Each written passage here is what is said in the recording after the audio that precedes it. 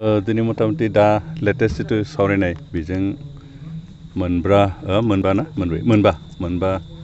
बिसायख'थि मिटिं खुंनाय जाबाय आरो मोनफ्रोमबो मिटिङाव रायजोफोरनि जिथु रेसपन्स बेयो जोबोद मोजां। जिहेतु गसाइगावनि जायजन बिजाथि बिथाङा रायजो राजानि सिनाकिखा बयजोंबो सिनायजाखानाय मानसि आरो सिगां एमसिएलए जाखानाय मानसि, बेनिखायनो बिथांनि प्रति रायजोनि जिथु साननाय हनाय रायजोनि जिथु सापर्ट बेयो जोबोद मोजां। बेनि अनगायैबो जों मोनब्रै राजनितिक हान्जा जेरै इउपिपिएल, बिजेपि, एजिपि आरो जिएसपि बे मोनब्रै राजनितिक हान्जा बिथांखौनो सापर्ट खालामदों। बिथांनि जानानैनो खामानि मावगासिनो दं। बिजेपिनि गोबां दैदेनगिरिफोर इतिमध्य फिल्डआव हाबगासिनो दं आरो दाखालिसो आसामनि गिबि मन्त्रि डक्टर हिमन्त बिश्व शर्मा फैनानै बिथांनो जानाय केम्पेइन खालामबाय आरो जिखिनि फिल्डआव गिदिंनानै बारहावाफोरखौ नुदों बेखौ नायोबा जिरेन बसुमतारी बिथाङा जे देरहागोन बे बाथ्राया खाथां जानानै दं। सार, बिटिआरनि कंग्रेसनि स्पक्सपार्सन गर्जन मुसाहारि बिथाङा बुंदों आरो रुकुमुल हुसैनाबो बुंदों जे दानि आथिखालाव जे बेसेन बांबाय थानाय बिजेपि दोलोखौ डाइरेक्टलि बिथांमोना आसि थुदों, जायनि जाउनावहाय दानि जे उफ्रा बिसायख'थि बे उफ्रा बिसायख'थियावहाय इउपिपिएल दोलोआ रायजो राजानि भट मोननाय नङा होनना बुंदों। दा बे बाथ्रानि सायाव नोंथाङा मा बिबुंथि होगोन? पेट्रलनि जिथु दाम बियो दुलाराय बुहुमावनो एसे बांदों। बेबायदि हिसाबै भारतआवबो बांगोन। दिनै आसामाव बांबाय, खिन्थु दिनै जों कम्पेयार खालामनानै नायबाय आसामनिख्रुइ बेंगलाव बारासिन दं। बेंगलावथ' बिजेपिनि सरकार नङा, दिनै गुबुन सरकार, खिन्थु आसामनिख्रुइ थाइबा बारा डिजेल आरो पेट्रल मोननैबो।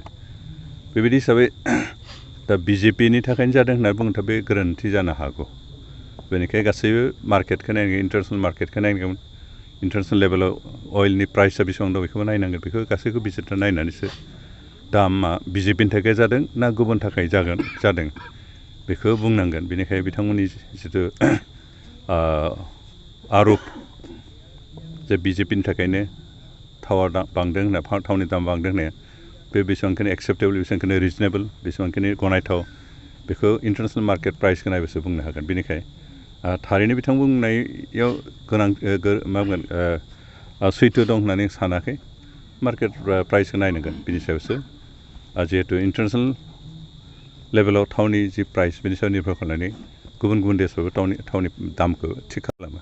बेनिखायनो जों बेखौ मिथिग्रोनानैसो अनुचित बा बिजेपिनि थाखाय जादों, गुबुन सरकार थानायनिफ्राय बेबायदि जानाय नङामोन होननानै एसेबां गनायथाव नङा।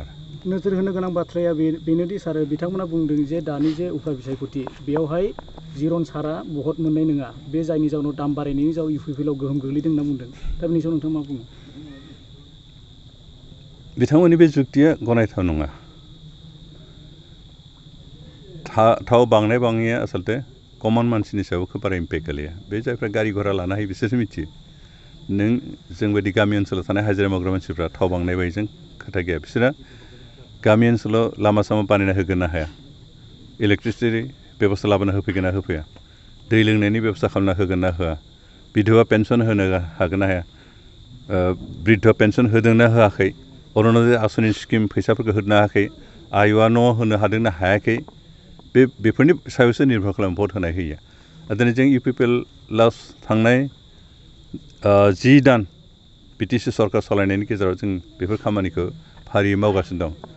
जों खोब बारा गोलाव सम मोनाखै खामानि मावनो। 10 मास जोंहा सरकार जादोंबाबो जों हयथ' दानब्रैसोल'सो खामानि मावनो हादों। बे दानब्रैयाव जों आसाम सरकार आरो जोंनि बिटिसि सरकारनिफ्राय रायजो राजानो जिखिनि स्किम, जिखिनि बेक्तिगत बेनिफिसियारि स्किम होदों बेफोरखौ मोननानै रायजोफ्रा गोजोननाय मोन्दों आरो फैगौ समफ्राव जों होबावगोन। आरो बे खम समनि गेजेरजों जिखिनि लामा सामा बानायदों, जिखिनि सुबिदा खालामना होदों रायजोफोरनि, बेफोराव रायजोफ्रा गोजोनदों आरो बेनिखायनो जों आसा खालामदों बिथांमोना माबा दाय होनाय बायदि, बिथांमोना बुंनाय बायदि जे थाव दाम बांनायखायनो जिरन बसुमतारीया भट मोननाय नङा, बेयो जोबोद गनायथाव बाथ्रा नङा।